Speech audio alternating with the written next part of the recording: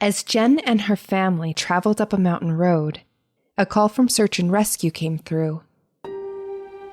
She couldn't have known that responding to this single call would change her life forever. This is the Miracle Files. I'm Emily Jones. And I'm Holly Worthington. We're two sisters who love a captivating true story, but we're also seeking more light in our lives. So we're on a mission to find and share unforgettable, uplifting stories of God's miracles. We hope you'll join us on this journey. Welcome back to the Miracle Files. Poor Emily's been sick, but she's feeling better, and we've got a powerful episode for you today. Yeah, I just got over a week of having COVID, but I am feeling much better, which is good because we are working hard to be able to bring you more episodes more frequently. Yes, we're working on it and getting closer, and we have some exciting things in the works, so just stay tuned. Yeah, so anyway, back to this month's episode. This is a really special one, but it's also a tearjerker.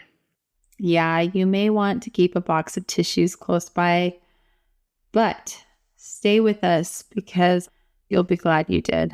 All right, let's get started. Okay.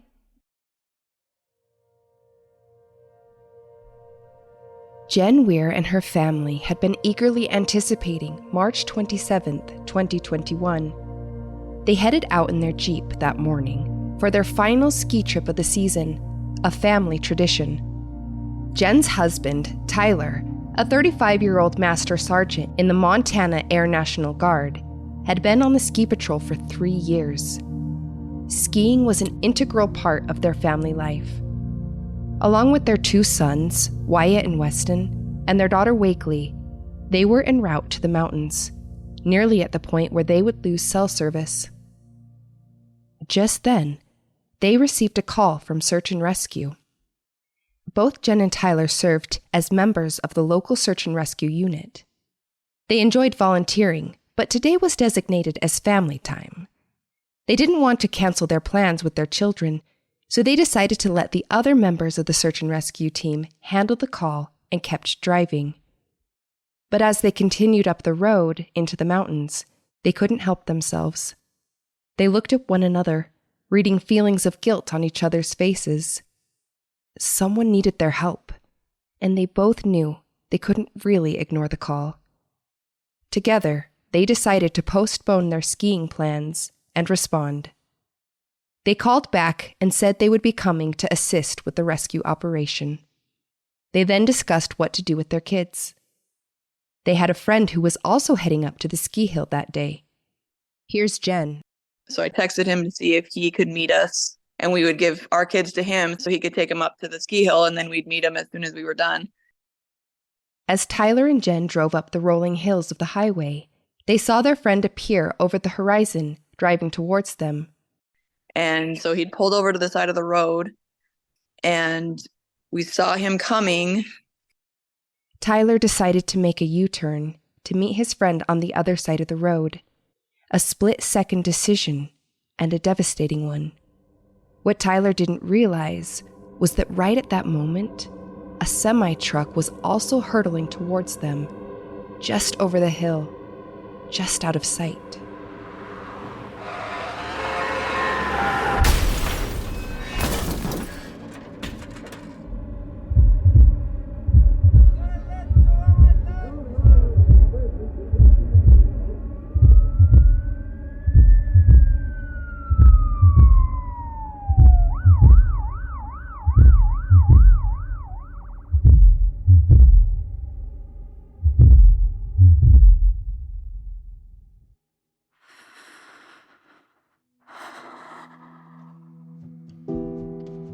And I woke up 4 days later in the hospital, and they told me that as my husband had attempted to turn to make a U-turn across the highway, a semi was coming over the hill and he didn't see it. And the semi hit us broadside.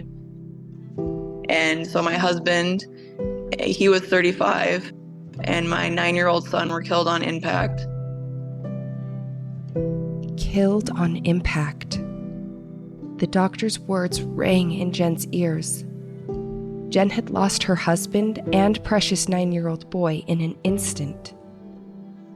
As she lay in a Great Falls hospital, severely injured with a breathing tube down her throat, it was almost impossible to believe what she was experiencing. Her heart and life were shattered in that moment. Her husband, who was her best friend, her partner in life, was gone. And her precious, adventurous Wyatt, little outdoorsman just like his daddy, was also gone. Immediately, Jen wondered, where were her other kids? The doctors informed Jen that her other 2 children had been life-flighted to Seattle. Weston had just turned 8 2 days before. Her daughter Wakely was only 6. Jen was living a true nightmare. Would she lose everyone in her family? But at the same time, in that moment, she felt God whisper peace to her heart. That was when I felt this peace that I've never felt, but it was just this, God put his hand on me. He's like, it's going to be okay, Jen. But facing a dark, unknown future, how could that be? How was it ever going to be okay again? Jen had suffered a traumatic brain injury, a torn aorta that required a stent, multiple broken ribs, and a lacerated liver. But she refused to stay in bed recuperating. She had to get to her children, Weston and Wakely. So I spent another week in the ICU before they released me. And then as soon as I got home, I did what I needed to do for funeral arrangements for my son and husband. Between the grief and physical injuries, Jen was in a state of shock, but she didn't have time to stop and process all of her emotions or let her body heal. Instead, as soon as the funerals were over, Jen flew straight to Seattle to be with her children in the hospital. And so when I got to Seattle, my mom flew over with me, and my sister was already there, and my late husband's sister had flown over immediately as well. And the doctors told me that my son would likely not survive. They literally just said, you need to make the decision of when you want to take him off of life support.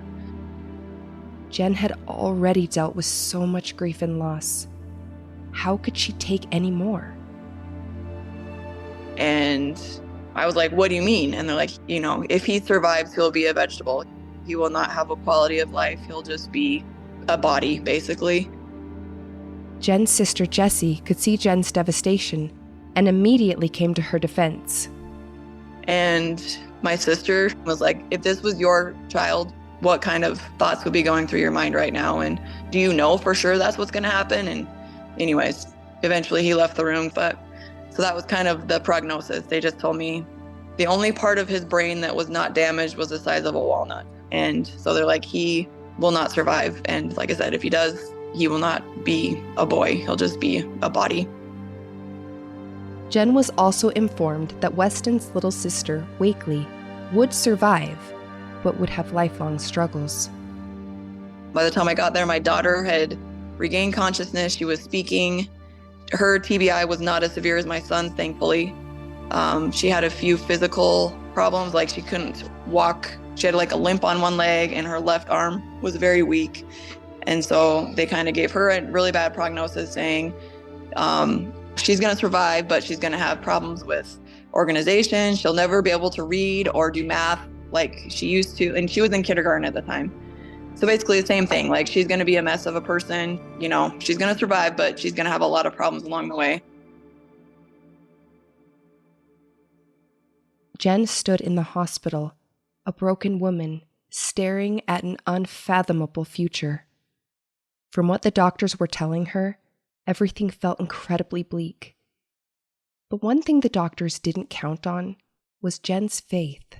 My sister had started a Facebook page because they had been just kind of overwhelmed with people reaching out, trying to get information about what had happened, because it was a huge story up here, the whole state knew about it. Jen's sister had titled her Facebook page after Jen's last name, Weir, W-E-I-R, and called it Weir Family Warriors. Jen began using the Facebook page to unite an army of what she called prayer warriors. Jen believed in miracles, and she refused to accept that her daughter, Wakely, wouldn't recover, and that her son, Weston, wouldn't survive. She told the doctors that she would not be taking her son off of life support. When she wasn't sitting next to her children's hospital beds, she started taking walks outside the hospital every day, making time to spend with God. I'd never been in a dark place like that in my life, but I would go for walks every day because I couldn't just sit still in the hospital. At the time, I was still recovering from my injuries, so my lungs couldn't expand, and I had 2 collapsed lungs. So I was coming back from the lungs, the ribs, everything was just a mess. So I would just go and start walking, doing slow walks just to try to get my, capabilities back of doing anything. And I was still for the physical aspect, but it was much more for the mental and spiritual aspect. So I would just go out and I'd walk. And I listened to Fresh Life Church out of Kalispell here, and they had, podcast type sermons. And that pastor actually lost his little girl when she was 5 from an asthma attack. And so that really resonated with me because losing my husband was horrible, but it was losing my kid that just destroyed me. I knew the life that Tyler had lived, and I knew how good it was. And still, he only was 35, but just that, putting my son in the ground, that broke me. But I would go out and I would talk to God. I would yell at God. I would do whatever I needed to do. But I did a lot of just my own therapy, just movement. I'd be walking and talking or thinking and praying.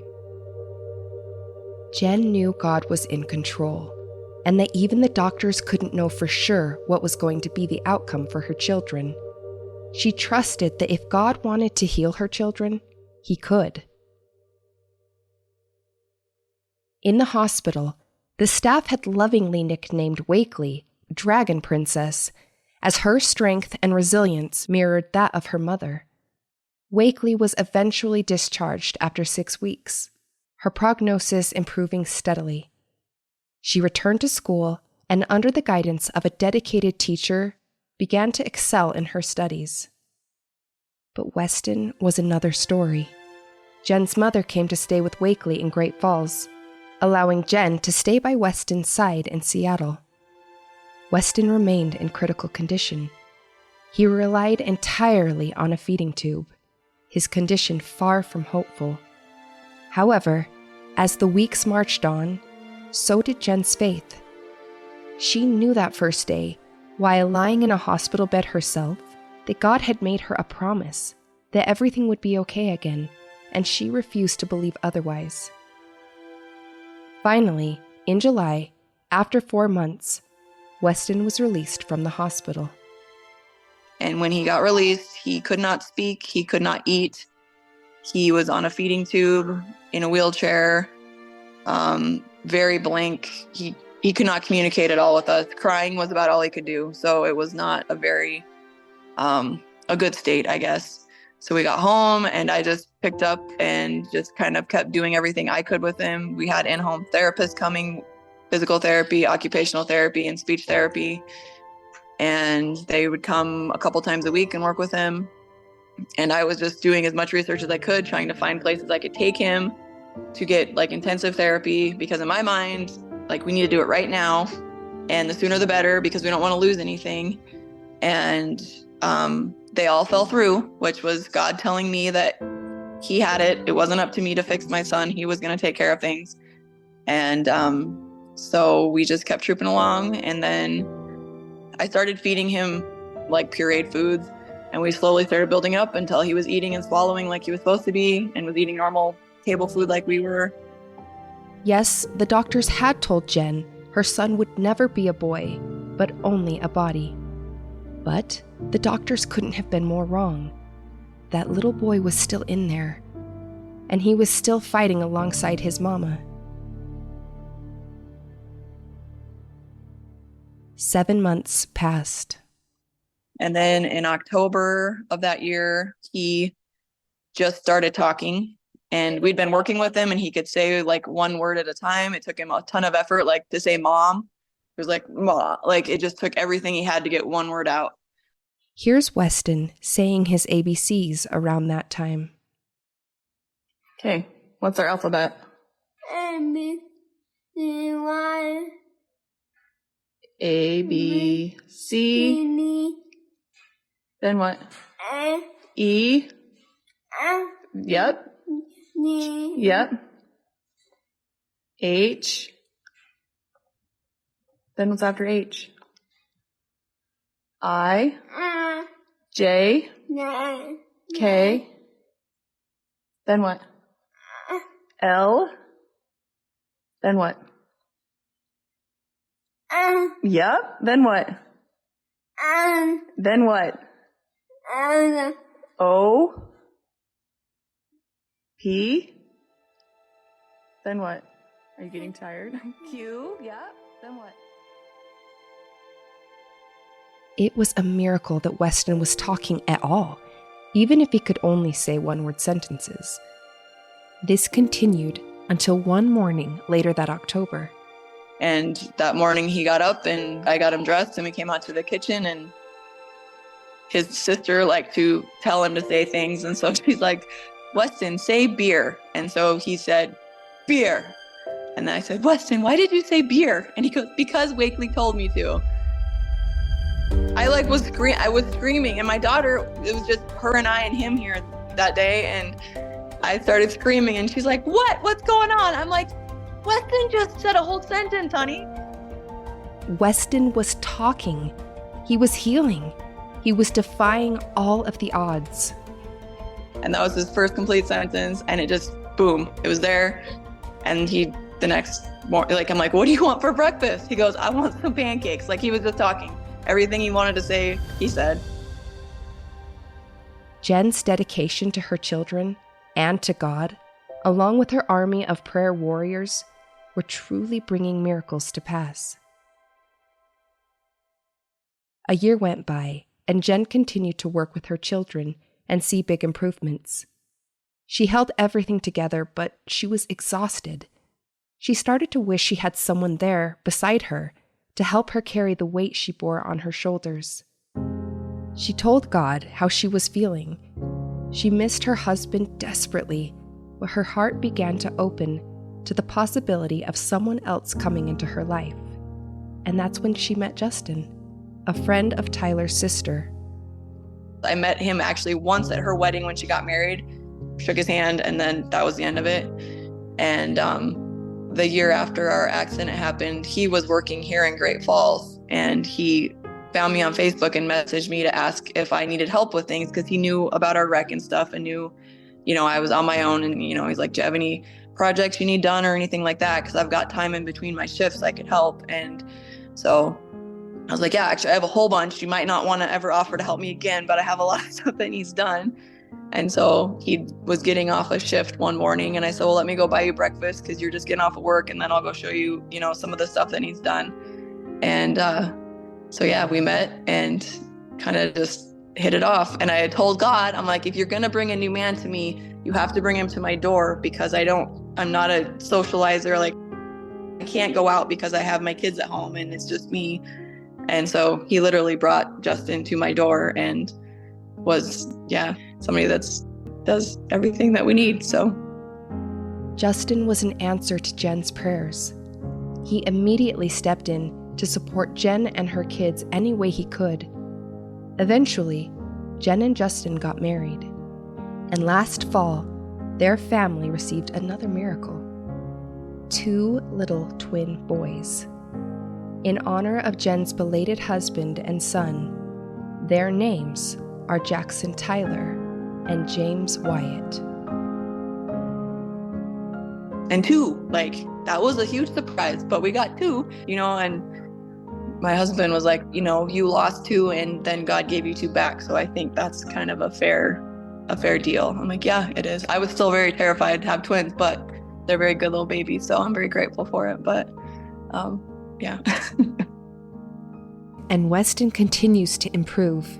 Here's Weston having a recent conversation with Jen and singing one of his favorite songs. Okay, who are your friends at school? Scarlett, Marshall, Anybody else? Reed, Carbon, Anybody else? Wakely, Anybody else? Marley. What about Mom? Mom is one of my favorite friends. I need to listen to the You know song. all the songs. I gotta listen up which one did I you up and I Regular gotta voice. let Regular voice.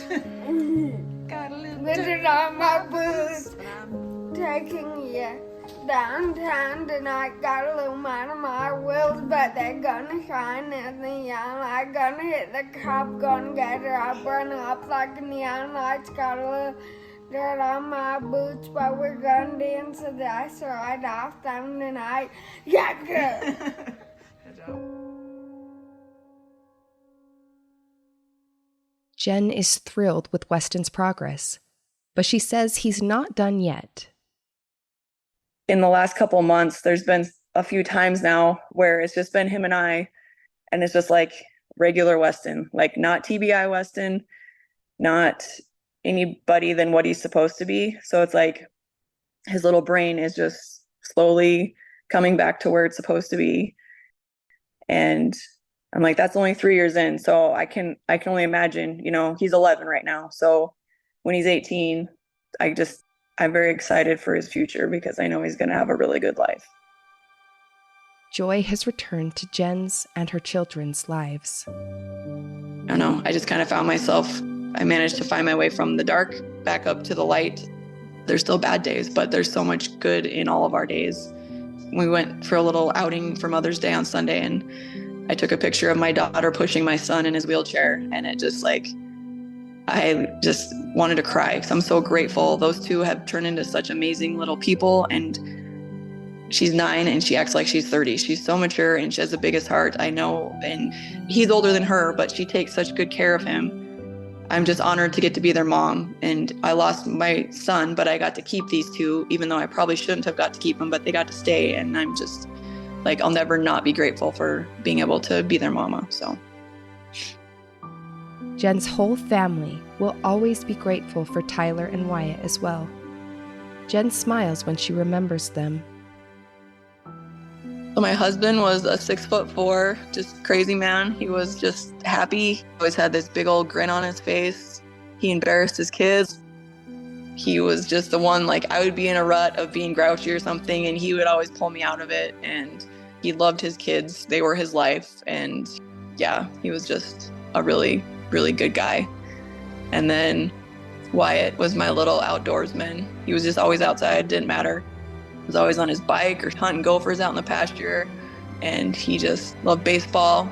He got to pitch the last year, and he got 2 strikeouts that game, and he was so excited because he never got to pitch before. So I just think back and I'm just like, he only got, 9 years on this earth, but he had a really good 9 years. So they both had such great lives, and I got to be part of it, and I love them fiercely. As hard as it has been to lose Tyler and Wyatt, part of Jen's miracle story is how she, Weston and Wakely survived the accident. So from what I've been told, we had gotten hit, and the guy that we were meeting was actually a doctor, and he was there, and he was one of the people that cut us out of the Jeep. And another doctor was on his way to go skiing. There was a bunch of medical professionals. They just happened to be there. I mean, had we been in that car for 20, 30 minutes, we all probably would have died because of how severe our injuries were. An even bigger part of this miracle, however, is how a mother refused to give up faith in God or her children. Jen describes her miracle in this way. Our transformation as a family, it's like we got cut in half, but we've grown. And not in the physical sense, but in the spiritual sense. Just the Wakely has got to see what her brother has overcome, and he doesn't quite understand yet all the things he's done. He just does it because I tell him to. But I really pray that one day he'll be able to look back and just be like, wow, God did so much in my life that I didn't even realize. And just grateful that he gave me the stubborn soul that I am to not give up and not quit and just like keep pushing and pushing. You know, a lot of people may have given up or, you know, might have even took him off of life support when they first told me. And there goes a perfectly good boy that is a little stinker 11-year-old that fights with his sister and loves on his little baby brothers. And I'm just really grateful that I'm as hard-headed as I am. We don't need to know why. We just need to trust God that he has his reasons and that he's got a plan for my life, and it's going to turn out better than I can ever imagine, because I learned, you know, my plans are not good compared to God. Like the way I want to do something, it's just not even comparable compared to what he wants to give me. So I'm just like, got to trust him. And that's exactly what Jen and her family continue to do to this day. Trust in God and keep moving forward, believing in more miracles to come. Life is not guaranteed, so you should live and love like, you know, it might be your last day because you don't know. And it, like for me, it's made me become a much better spouse and a much better parent. I'm a completely different person than I used to be in a much, much better way. And I'm honest with people, you know, because I do have days where I'm crying and I'm sad and it hits hard. But yeah, I'm just trying to bring as much good out of it as I can, because that's what my husband and son would have wanted. They lived life. Like they were so full of life and energy and happiness. And I've just tried to live the best life I can to honor them.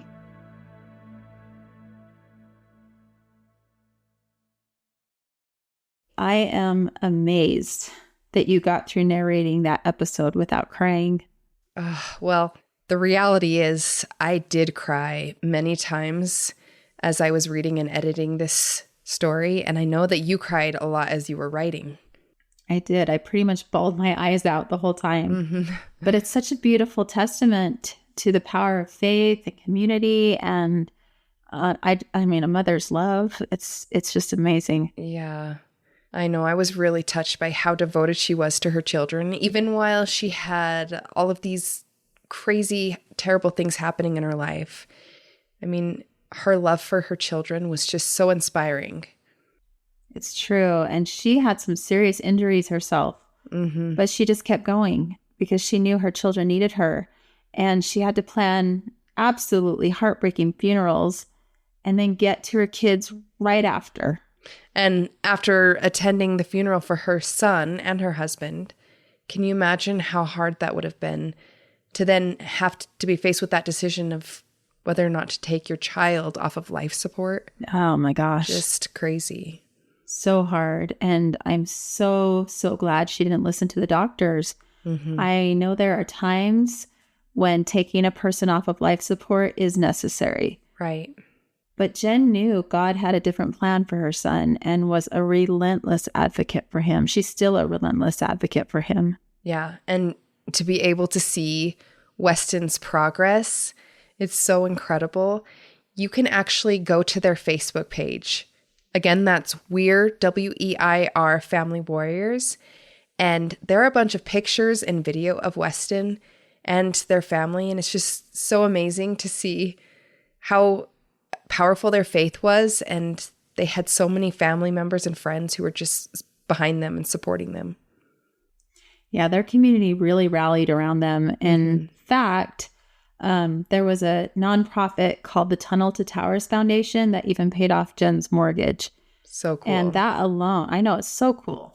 That alone was a big miracle for her. She needed as much time as possible to care for her kids and to work on Weston's rehabilitation. Yeah, and I also think what a blessing it was for her to have Justin come into their lives when he did. And the sweetest thing was hearing that they had twins. And so sweet that they named their twins after her husband, Tyler, and son, Wyatt. I know, so touching. This is kind of a different story than we typically tell, because even though Jen experienced miracles, she also experienced some real heartache and some, she lost two people who she loved very much. Mm-hmm. Yeah, I think this is an important story for us to share for that very reason. not everyone receives the miracles they want, or, sometimes the miracles we think we need. Sometimes God has a different plan for us. But what was extraordinary to me was that Jen had faith no matter what, that God was in control. Right. I think she had faith even though her miracle was mixed with some really happy but also really sad moments. Yeah, sometimes miracles are mixed with pain and heartache. But part of faith is knowing it will be okay in the end no matter what. Yeah, no matter what. I like that. And we know that Tyler and Wyatt are in a good place. And I know that their memory is still very much a central part of Jen's family. Yeah, definitely. And they both sound like amazing souls. After Tyler died, he actually received an award. So let's play a soundbite about that now. Okay. He was in the Air Force for 13 years when our accident happened. And he had actually been nominated for the Airman of the Year out of the entire country that year. And they announced it that Monday after our accident. So he didn't even know, but he had received like the highest honor in the country for his work. So I had to go to Washington, D.C. with my mom and his mom and sister to receive his award. In that August, we went down for that. So that was another bittersweet pill to swallow. I mean, even after his passing, you think about the good that he left behind and the kind of legacy that he had. This was a man who was constantly serving others, from, the search and rescue to the ski patrol to the Air National Guard and, even just his family. You think about the kind of legacy that we all strive to leave behind. And he lived a life full of kindness and love and sacrifice. And I think both Tyler and Wyatt, lived life to the fullest. And that's the legacy that they left. Yeah, I think living like Tyler and Wyatt would be a really good goal to strive for. For sure. In addition to sharing her story publicly, Jen has written a few books, and the purpose is just to help others to navigate their grief and loss. Her books are called Waiting on the Next Miracle, The Down and Dirty Workbook on Grief, and Live Your Life on Purpose, a simple guide to a purposeful and authentic life.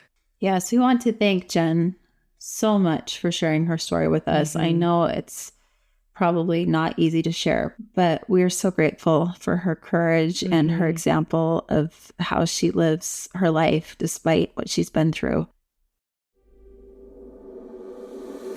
Thank you for joining us. If you have a miracle to share, contact us at themiraclefiles.com or find us on Facebook.